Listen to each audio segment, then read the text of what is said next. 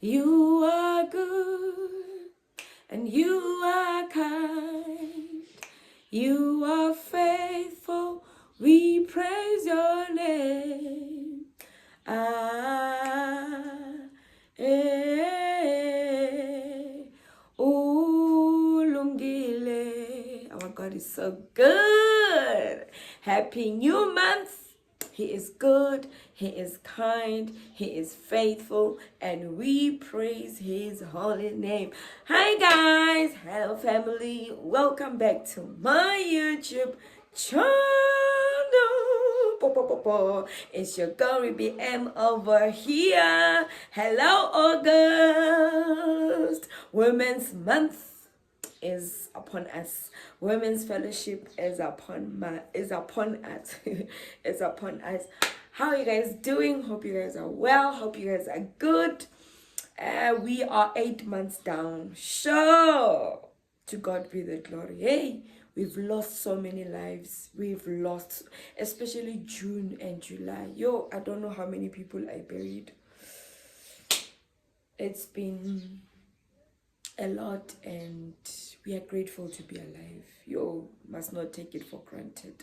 Umusa ongaga to be alive, to be standing today and saying, Father, thank you. You know, we've planned so much for the year and we still haven't achieved, but you know what?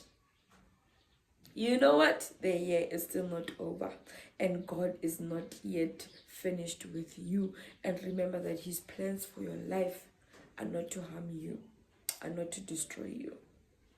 His plans for your life, His plans for your life, and His thoughts for you are so great. I know sometimes it looks like a scam, but it's not. God is not a scam. He's real. He's real. He's alive, and He's surely alive, guys. You know why? Because we are still breathing today. It's not because we have money. It's not because we are working good or we are eating healthy. It's because of Him. The breath of life is because of Him, and we should be grateful for that. Let's be grateful for that. Let's be grateful that we still have roof over our heads. We still have clothes to wear.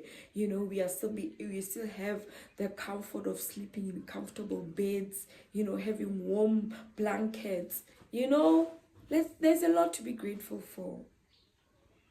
Not just because you have a BMW today, or not just because you got a promotion. There's a lot to be grateful for.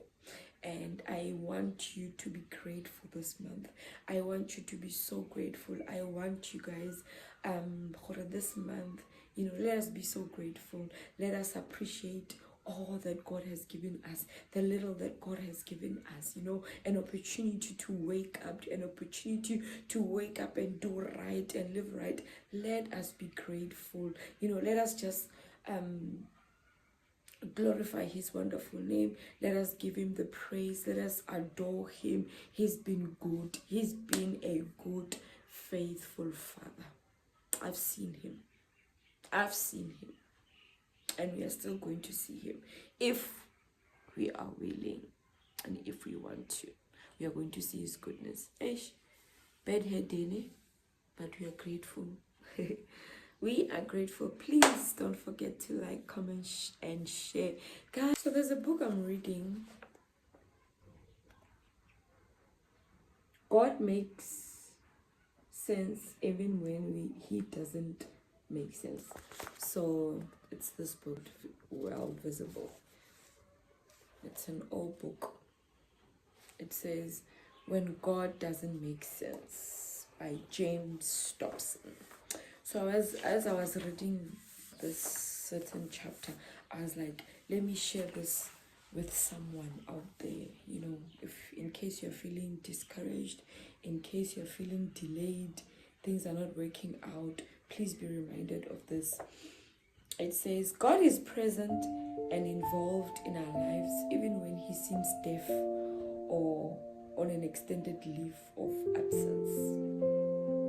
Sometimes we think, right, God has forgotten, God is just deaf, he can't hear. And the book of Isaiah 59 says that the hand of the Lord is not too short to touch us, nor his ear too deaf to hear us. It's not. The only thing, the only barrier is sin. But anyway, let's read. When I was a boy, I heard a mystery program on the radio that captured my imagination. It told the story of a man who was condemned to solitary. The only thing he could occupy his mind was a marble, which he threw repeatedly against the wall. He spent his hours listening to the marble as it bounced and rolled around the room. Then he would grope in the darkness until he found his precious toy. One day the prisoner threw his marble upward, but it failed to come down. Only silence echoed through the darkness. He was deeply disturbed by the evaporation of the marble and his inability to explain its disappearance. Finally he went, pulled out all his hair, and died. When the prison officials came to remove his body, a guard noticed something caught in a huge spider's web in the upper corner of the room. That's strange, he thought. I wonder how a marble got up there. Not only is human perception a highly flawed and imprecious instrument, but our emotions are even less reliable. They have the consistency and the dependability of silly putty. I wrote a book some years ago entitled Emotions, Can You Trust Them? I invested nearly 200 pages to answer my question in the negative. No, we can't depend on our feelings and passions to govern our lives or assess the world around us. Emotions are unreliable. They lie as often as they tell the truth. If you find yourself on that dusty road of circumstances in your life, never assume God's silence or inactivity is evidence of his disinterest. Let me say it again. Feelings about his inaccessibility mean nothing. Absolutely nothing. His word is definitely more reliable than our spooky emotions. With God, even when nothing is happening, something is happening. It is true. The Lord is at work in his own unique way, even when our prayers seem to echo back from an empty universe. Establish your foundation not on emotions, but on the authority of the written word. He promised never to leave us. Matthew 28:20.